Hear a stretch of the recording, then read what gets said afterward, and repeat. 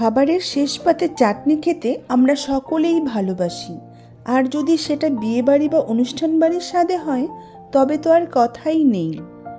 নমস্কার, দ্য বেঙ্গল ডিলিশিয়াসের রান্নাঘরে আমি তনুজা তোমাদের সকলকে স্বাগত জানাই। আমার আজকের রেসিপি অনুষ্ঠান বাড়ির মতো টমেটো চাটনি। খুবই সহজ পদ্ধতিতে এবং কম সময় তৈরি করে নেওয়া যায়। তবে টমেটো চাটনি রেসিপিটি দেখে নেওয়া যাক। টমেটোর চাটনি তৈরি করার জন্য আমি বেশ কিছুটা পরিমাণ পাকা টমেটো ধুয়ে পরিষ্কার করে কেটে রেখেছি। আমি টমেটোগুলোকে 4 টুকরো করে কেটে নিয়েছি। এই চাটনিটা করার জন্য পাকা টমেটো নেওয়ার চেষ্টা করবে, তাতে চাটনিটা বেশি ভালো হয়। এবার একটি পাত্রে জল দিয়ে ওভেনে বসিয়ে দিয়েছি। তাতে দিয়ে দিচ্ছি কেটে রাখা টমেটো। 10 মিনিট হাই ফ্লেমে ফুটিয়ে নেব।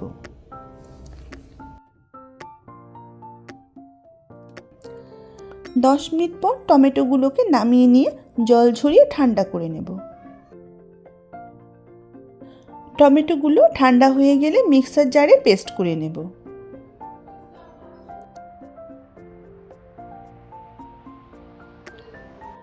টমেটোর একটি স্মুথ পেস্ট তৈরি করে নিয়েছি। পেস্টটাকে টমেটো সেদ্ধ করা জলের মধ্যেই নিয়ে নিলাম। এবার একটি কড়াই গরম করে তাতে 1 চামচ পরিমাণ সর্ষে তেল গরম করে নিয়ে একটি তেজপাতাকে টুকরো করে দিয়ে দিলাম। 2 শুকনো লঙ্কা দিলাম আর দিচ্ছি 1/2 চামচ পরিমাণ পাঁচফোড়ন। কয়েক সেকেন্ড ফোড়নটাকে ভেজে নিয়ে দিয়ে দিচ্ছি টমেটোর পেস্ট।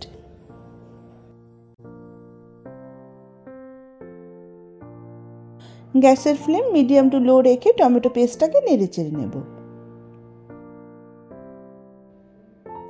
দিয়ে দিচ্ছি পরিমাণ মতো নুন আর হলুদ গুঁড়ো। চাটনিতে কিন্তু নুন একটু বেশি হলে চাটনির টেস্ট কিন্তু একদম নষ্ট হয়ে যাবে, তাই নুনটা একটু বুঝিয়ে দিতে হবে। 10 মিনিটের মতো টমেটোটাকে ফুটিয়ে নিয়ে দিয়ে দিচ্ছি চিনি। আমি এখানে 1 বাটি পরিমাণ চিনি দিয়েছি।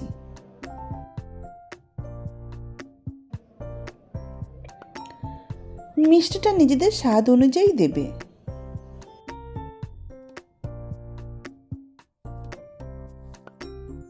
চিনি দিয়ে 5 মিনিটের মতো ফুটিয়ে নিয়ে দিয়ে দিচ্ছি কিছুটা পরিমাণ খেজুর।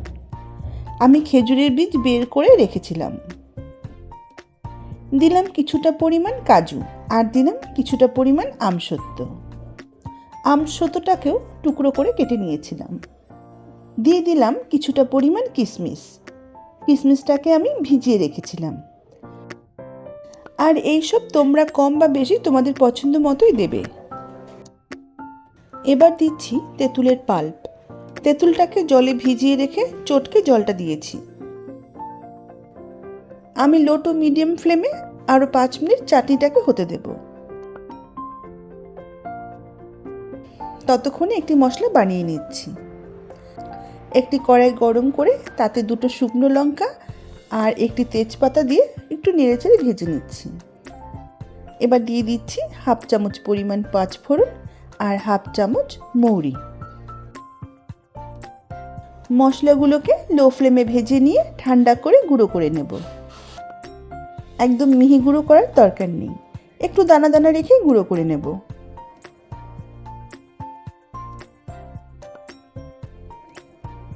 চাটনিটা আমাদের একদম পারফেক্টলি তৈরি হয়ে গেছে।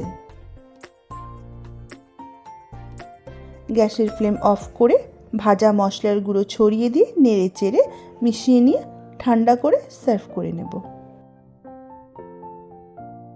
এই টমেটোর চাটনি খেতে কিন্তু অসম্ভব ভালো হয়।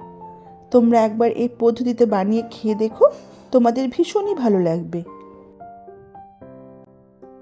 আজকের মতো এই পর্যন্তই। আবার অন্য কোনো রেসিপি নিয়ে হাজির হয়ে যাব। সকলে সুস্থ থেকো, ভালো থেকো। ধন্যবাদ।